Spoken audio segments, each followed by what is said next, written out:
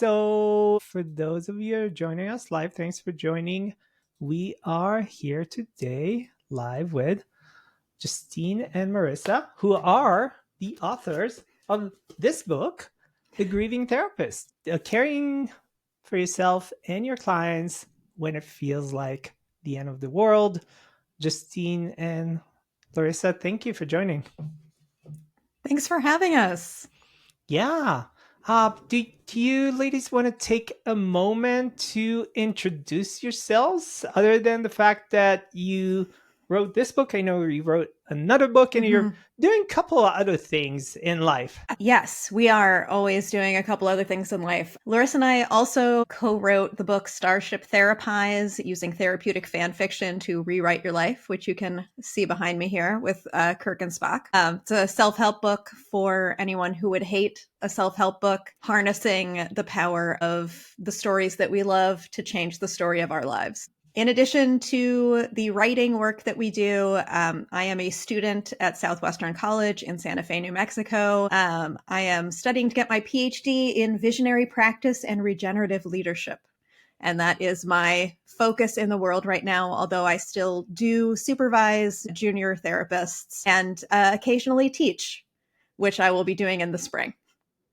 Okay, and for those of us who don't know, because I know because you and I talked before, but can you explain what is regenerative leadership?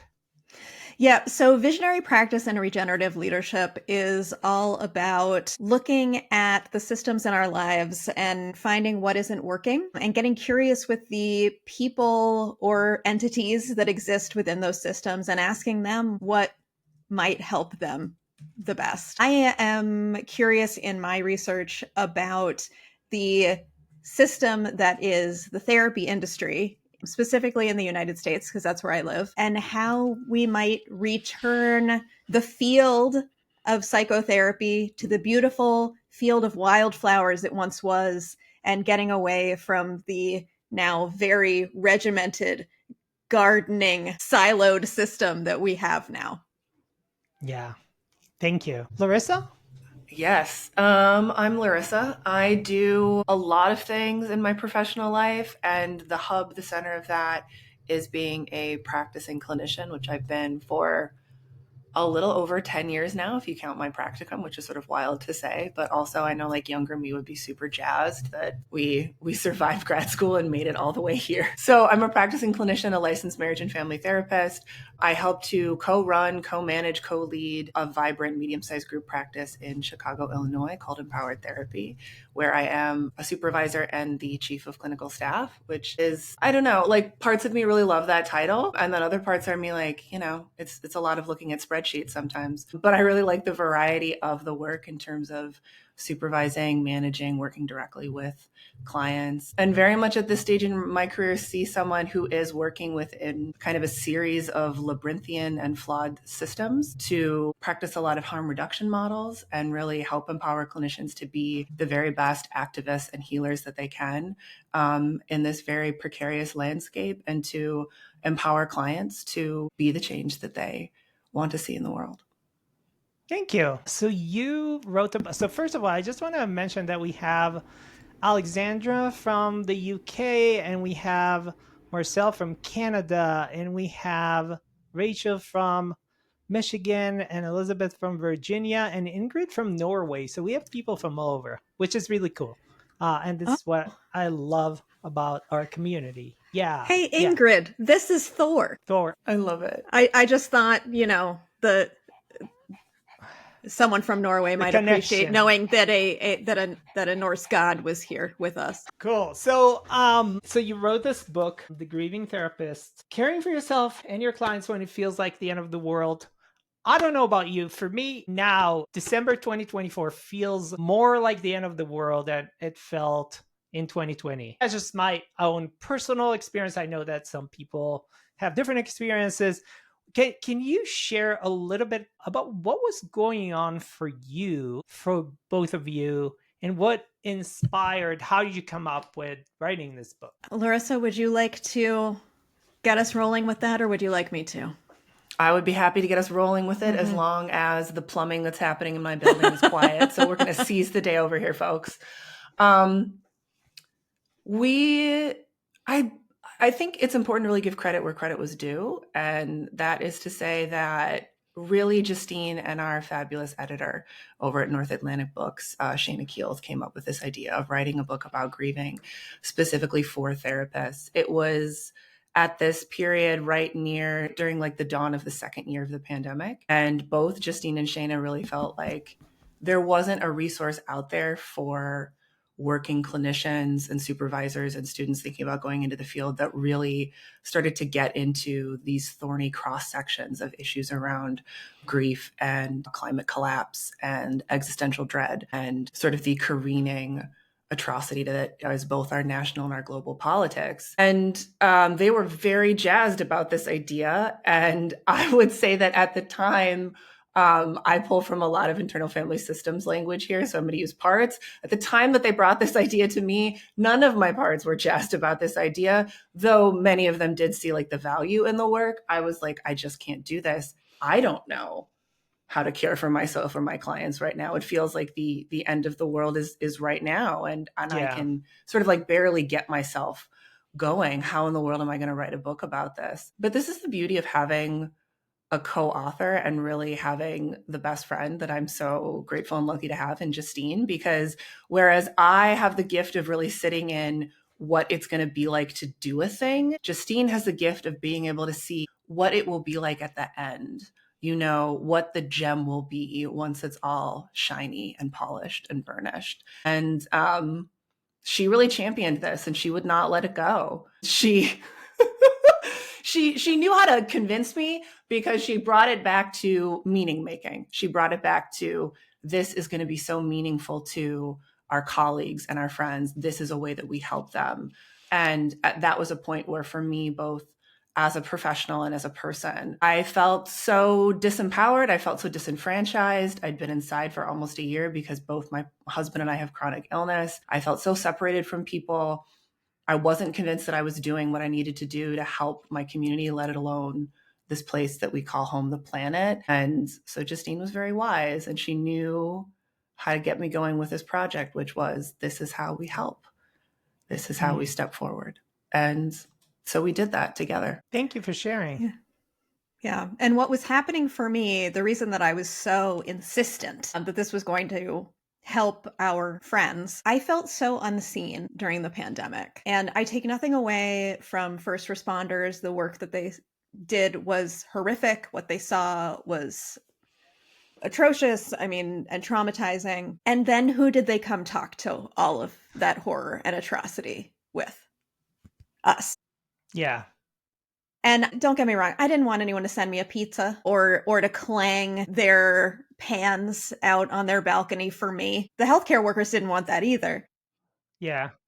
But I just felt as though in the conversation around like, who is suffering, who is giving, who are the heroes of this time, therapists were really just completely unseen, and we were suffering. Yes.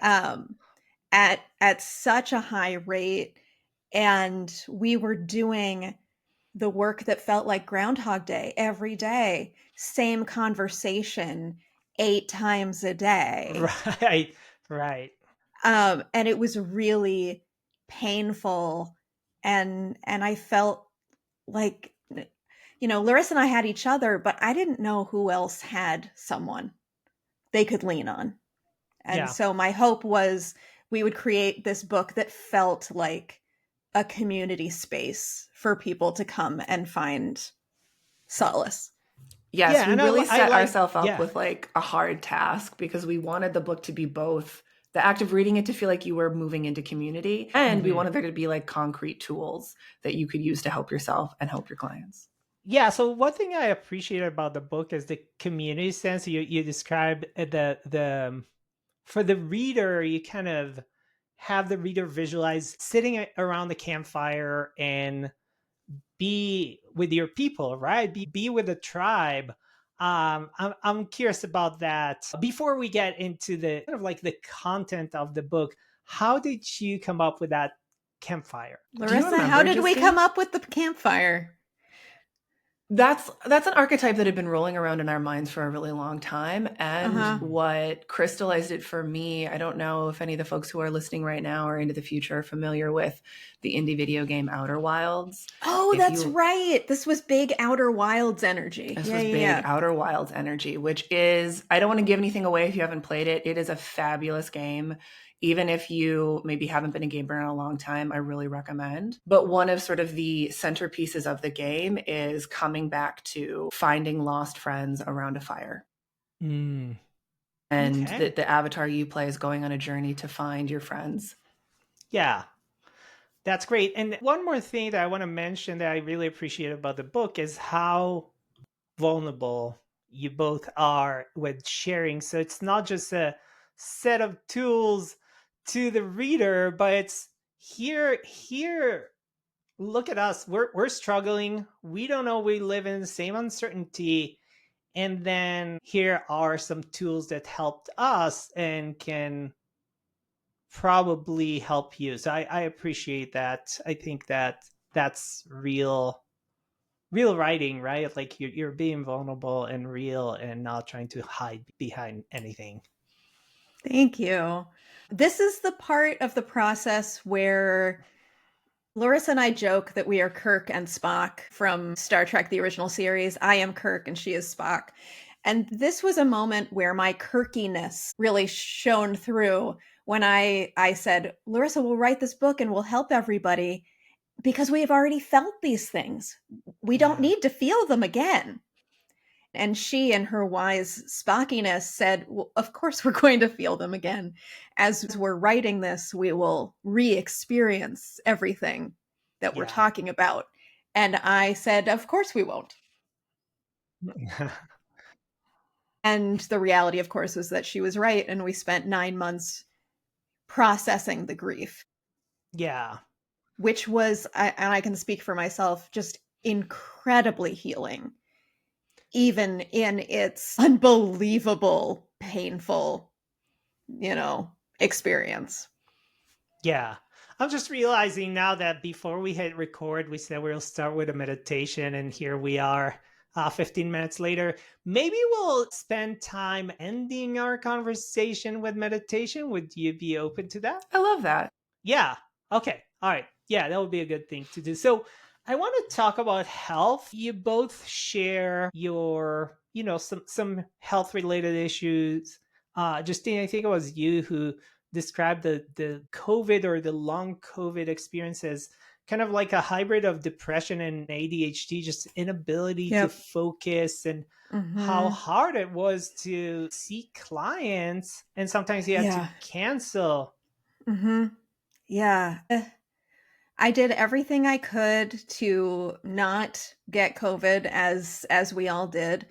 And it happened, as it did for so many people. And I talk in the book about how scared I was, because I also deal with some chronic illness. And I'm a severe chronic asthmatic, and we didn't know that much about COVID other than it attacks the lungs.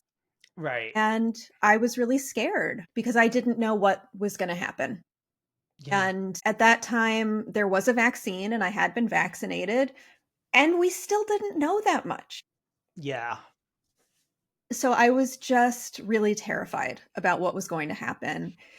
And the illness itself, the physical symptoms were not great, but I wound up not being hospitalized or any of the horrible stuff that you hear. Yeah. But what I didn't know, and what I was very glad that some of the people in my life said, hey, no one's talking about this, but there are mental health symptoms that come with this. Yeah. I was glad for that information because I did feel a bit like I was losing my mind. But really it was a depressive episode and this incredible lack of focus that I could feel in my body wasn't mine. Yeah. Because I have experienced depressive episodes and I knew when they were mine. And I knew that this came from somewhere else. But the troubling thing about it was that because it wasn't mine, I couldn't seem to treat it. And I just had to wait until it passed through my system. And there are ways in which I am different than I was before I had COVID. And that comes with grief in itself, but also the outcome was that I have become a lot more compassionate with myself, and I've slowed down, and I'm a lot more mindful about what I'm taking on and how I'm taking care of myself.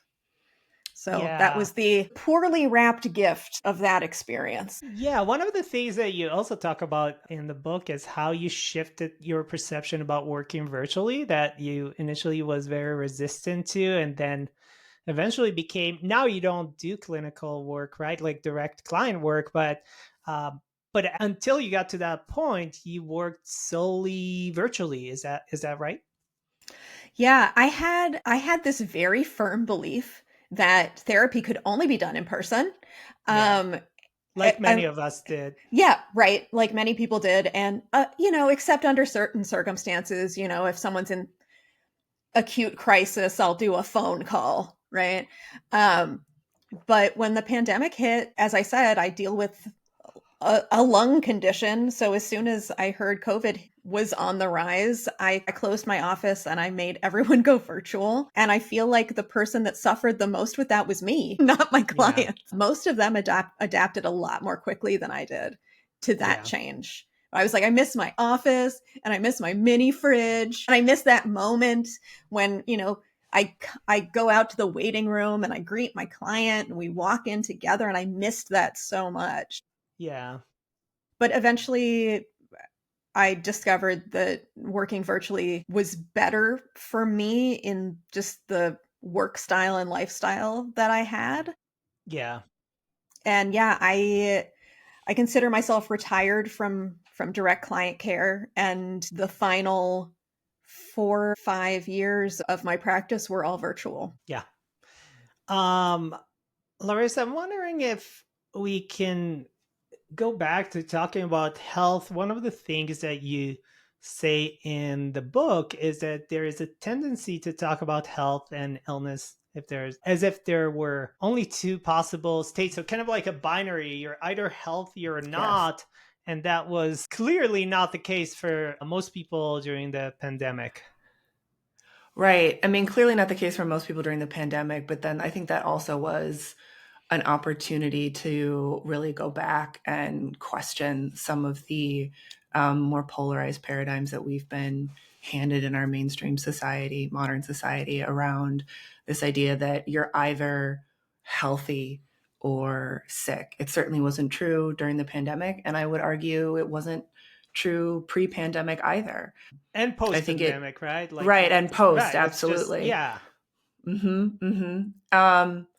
And it's one of those things that we talk about this in the book, and we, as Justine, I think, has spoken to earlier, had to embody first, which is living through that internal questioning of what does it mean to be sick and healthy at the same time, and then how to answer that question of how do I know that I'm well enough to see my clients? How do I know that I'm well enough to supervise? If it truly is this dance back and forth across the binary, how do I know? How do I figure that out? Do I answer that internally within myself?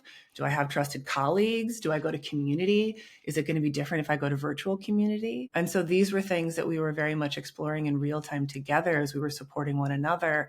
And then really talk about in the book that importance of having trusted colleagues, both that are like peer to peer, but then also having some really solid supervisors or clinical leaders that you can go to that who can sit with you and help you figure out at what point in this dance of illness and wellness do I need to prioritize my own care and take a beat and reschedule sessions. And when I do that, how do I communicate that to my clients?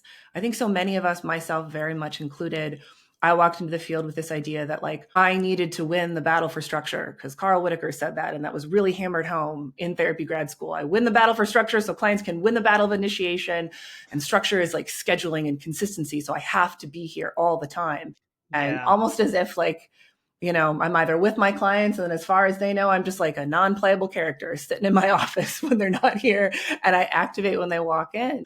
And though it's weird to say now, for parts of me for a very long time, that was very attractive, this idea of this version of me that was this strong, consistent therapeutic presence. Mm-hmm. And sitting with the reality of the fact that we're constantly in different states of health and illness really challenged, I think, that artificial idea that I had for myself. And I really had to learn to notice, where am I at? How do I listen? And how do I take pause? And how do I communicate that really clearly to my clients? Because it's by doing that that I can maintain that sense of safety with them, but then also be really modeling some effective self-care as well. Yeah, and we'll get to self-care in just a minute, because I do want to talk about self-care and what, maybe you can share with our community members how to engage in self-care. But I think one of the other things, and just related to what you just said, Larissa, is that there was an unprecedented need for mental health. It's like everybody needed a therapist. And one of the things that I saw, among some of my colleagues, is that, as therapists, we want to help. So and like this inability to say no, and people just working themselves to the ground, just not saying no, and just taking more and more and more clients, and really got to like, there are a lot of therapists who got completely burned out during the pandemic. Have you? I'm wondering if you had the same observations or experiences. Larissa, would yes. you like would you like to tell a story? Sure, I sure would. Yes, I observed that. And I would say, Rotem, it sounds like you were talking about me. This was me the first year of the pandemic. I would see like 40, 50 clients every week. I would work for hours and hours and hours and hours and hours straight. And then at the end of the day, when I felt like my eyes were going to fall out of my head, I would turn off all the lights in my bedroom office. And I would turn on the little electric fire that played on the TV screen in the bedroom, and I would just lay there and I would just silently cry. And I did that. That was my norm for most of the first year. And I don't know why I'm qualifying it. It was the norm for the first year and into the second year. And I got myself to a place where I was so burnt out that I couldn't remember what it felt like to not be burnt out. When I go back and access those memories, every moment was painful, different gradations of pain, sometimes physical, sometimes mental and emotional, but it was always painful. And I didn't know how to say no for exactly what you're speaking to, because I felt like, well, this is a crisis point and I have to show up. I can't tell people no. They're counting on me. Clients are counting on me. Supervisees are counting on me. And it really wasn't until the second year when my burnout got to a place where I was living with all of this pain and trying to be like, well, this pain means I'm doing things that are meaningful, right? Which speaks to a tool that we talk about in the book called the pain paradox. But it really wasn't until the second year when I realized that I was starting to just hate everything. And that was the moment when I realized I had to fundamentally change what I was doing, because I had lost the ability to enjoy any of it. Yeah. And there was a short period of time where I thought, like, maybe I'm just going to have to leave. Maybe there's not a way for me to continue. And as I think so often happens for, like, when you're working in the mental health space, but especially for therapists, this was like the beginning of this very deep internal journey that I had to do, which was face a lot of my own painful history around, what does it mean to take care of myself? What does it mean to have limits? And it was so worthwhile. And I remember thinking at the time, once I moved through that was probably like, by the time I hit like mid 2023, I was like, beautiful. I did all this work. The book's coming out. I'm done. I've got this. Yeah. And then I just want to do a trigger warning in case anybody's struggling with like some life-threatening illness. At midway through this year, 2024, I had a cancer scare. I don't have cancer, but for a couple months, it was looking like I might. And I had to go through a bunch of different procedures and a pretty painful surgery. And as I was moving through that in the beginning and prepping for it, I was revisiting all these moments in the book around, okay, how do I talk to myself about this? How do I talk to my clients about this? How do I prep my practice for it? And there were a few moments where I remember just like standing here in my home office being like, why is this so hard again? I thought I did this before. I thought I had the answers. It's all right here. And it was a beautiful, humbling moment, that reminder that like change, it's not a line and it's not a circle, it's a spiral.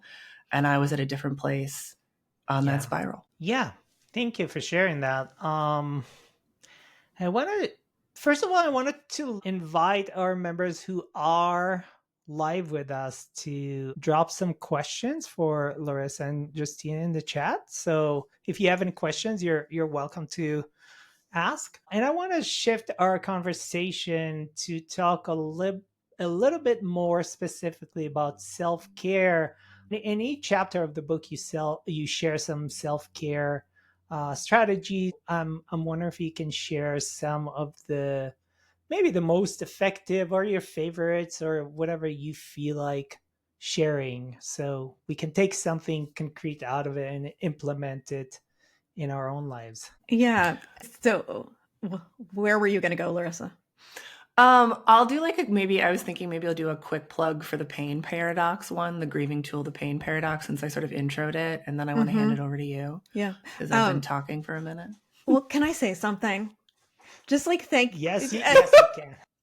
Just thank you for sharing your journey with all of that. And I know this might make you weepy, but I must share that it felt so much like Frodo's journey. And when you were talking about the pain you experienced and you couldn't feel joy anymore, all I could think was like, I've forgotten the sound of water and the feel of grass and the taste of strawberries. But then the eagles came. You've always been very good at calling down the eagles, Justine. Oh. Yes, but please talk about the pain paradox. So yes, the pain paradox, it's a lot like what it sounds. I think as I spoke for myself earlier, this is not like unique for me, right? That I think many of us come to healing professions because we have experienced profound hurt and we've also experienced the power of healing, right? And so often moving through that specific kind of grieving and healing journey, we come out the other side and we're like, wow, this was so meaningful. I feel very changed. I think about the people or the person who helped me on this. Often for many of us, it was one or two therapists. And so this is a very common story and journey that clinicians take that bring them to the field of psychotherapy. And it's rooted in that experience of pain and then finding someone to help us heal it. And so the paradox of that is that we can, as clinicians, get caught up in this idea that, well, if I'm feeling discomfort or I'm feeling pain, that's how I know the meaning is happening. That's how I know I'm doing the good work, the important work, right? If it's feeling rough, I should just lean all the way in. And that's true to a certain extent. And if it's all pain all the time, then that's where we start to see that we are tipping into places of being self-sacrificing. That's where we can see that we're making choices where we don't see that maybe we are modeling a way of being in the world that doesn't honor ourselves and the care for others. And so the pain paradox is a real invitation. It's like a new lens, a way to see yourself, which is to really sit down as a clinician and to think, okay, what drew me to this field? What feels meaningful in my clinical work? And if it keeps coming back to moments of pain and moments of healing, the invitation is, let's really expand this meaning-making idea and how we define doing important things to encompass, like you said so beautifully, Justine, quoting from The Lord of the Rings, the sound of water and the feeling of real joy, because these things are so meaningful too. Yeah, I think it's so important to keep reminding ourselves of that, because sometimes you just forget, right? Like you're so absorbed with what you do with the work and you forget what you do. And the way I explain to friends and neighbors and people who are not therapists, it's not just a job. What we do is very, very different than, whatever, my neighbor who goes to a bank and does some financial consulting, and it's very, very different. It's more like, I forget who said it, it's more like a mission than um, just a. Yes, and just to get macro for a second, the systems in which we work sometimes leverage the pain paradox to get us to work harder, longer, faster, and especially for newer clinicians who want to, want to be good and want to, want to serve. We must always be mindful about whether we are discussing our personal burnout, which requires self-care, or moral injury, which requires community activism. Yeah. Okay. Can we talk maybe about one or two more self-care tools that therapists can use, and then we can do meditation? Mm-hmm. Yeah. And actually, I think it's beautiful that we're having meditation at the end, because that after this conversation about pain and grief and loss, and might be nice to come back. Yes, absolutely.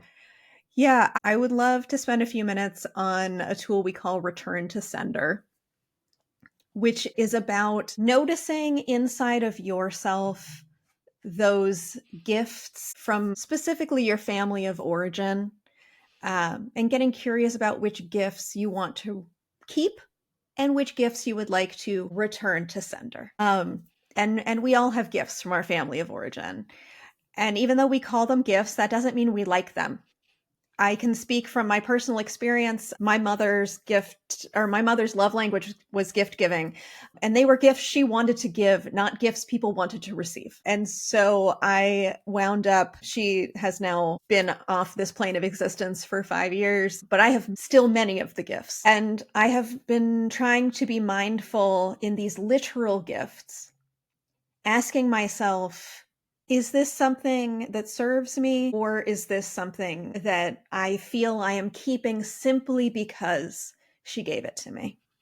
Mm-hmm. And, sometimes Larisa and I joke and call this Marie Kondoing. Marie Kondo had a real moment with her, does this spark joy? And if it doesn't spark joy, let it go. But our invitation is to ask yourself, does this serve me? And an example that I would use when I was doing therapy with clients was, you were given this shame sweater.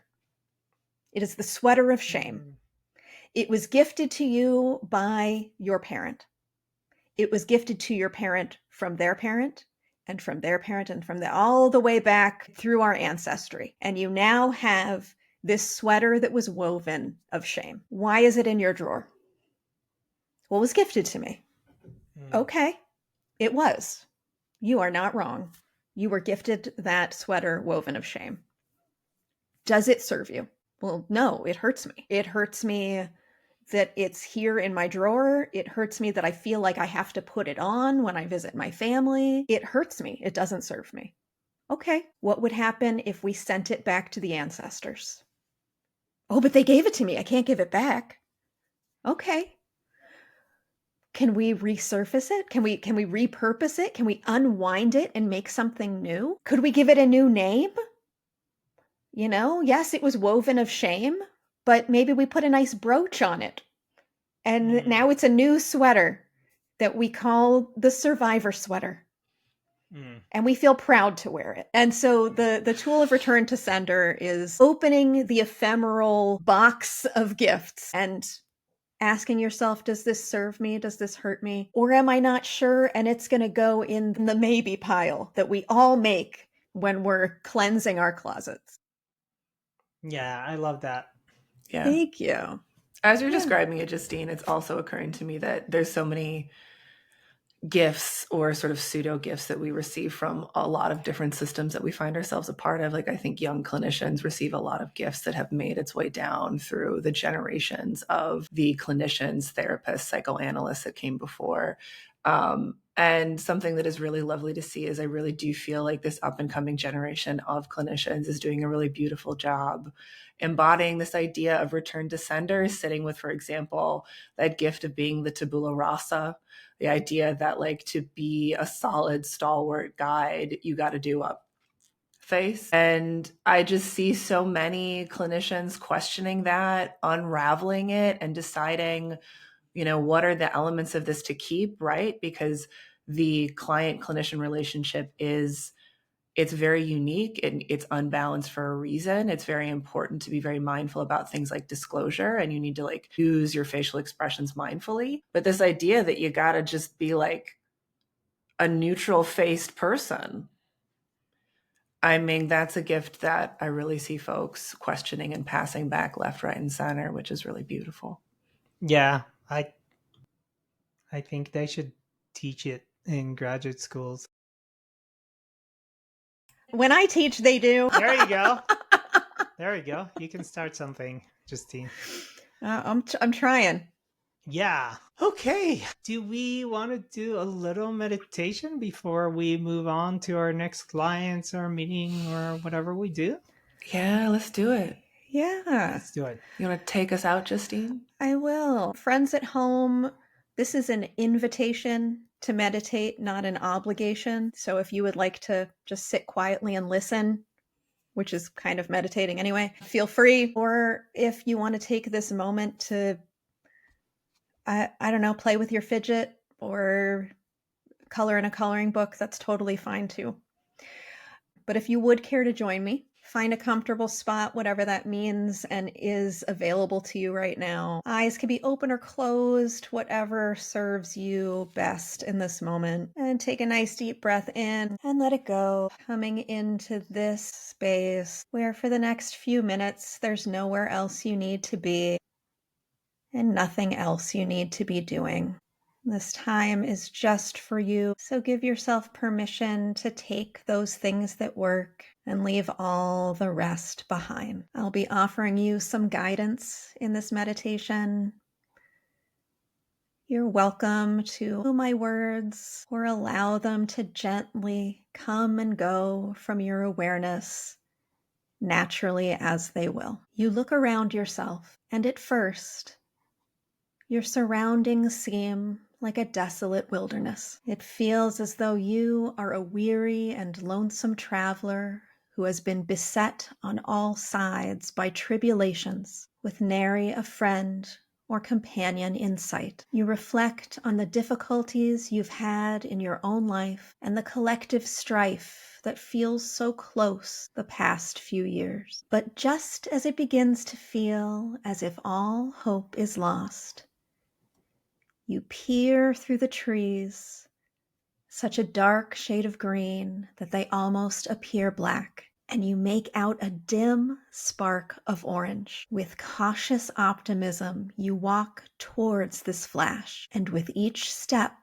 the spark grows brighter. After a while, your ears prick at the sound of laughter and human voices. How long has it been since you've gathered with others in a felt sense of community? Look, another arrival, calls a voice from up ahead. You step into a clearing with a blazing campfire in the center, surrounded by many inviting faces. As you stand, awestruck and overwhelmed, one of your kin hands you a steaming mug, while another makes room around the fire. Welcome, your friend says, as you sit down in the circle and take in the faces of your fellows. You greet each companion in kind and pause on their face for a moment. You want to remember who is here at the campfire with you. This community has been waiting for you. You have all been through so much, but now you are finally here, joined together to share in the journey to come. Take a moment and consider what you want to share with this community about both your trials and your triumphs. Share with them what feels important to you in this moment. Allow your fellows the chance to respond. Thank them for their presence and take one final look around the circle. You want to remember each face and each message. You want to remember this feeling. It is now time to take this feeling of community back into the ordinary world. Slowly start making your way back to this ordinary world and noticing sounds in the room and thoughts in your mind. And take all the time that you need. And when you're ready, return to the virtual space that we all share together and open your eyes. That was really, really good. Thank you so much, Thank Justine. you. And thank you both again for taking the time and talking to us. We all need that. We're gonna have more conversations like this in our community with people who can help inspire us. When I mention your book again, The Grieving Therapist, thank you so much for your time, Justine and Larisa. It was wonderful. Thank you so much. It Yeah, was an thank honor you to for be having here. us. Yeah. Thanks everyone for joining us. We will make this conversation available later for rewatch for people who couldn't join us live. Thank you so much. Bye everyone.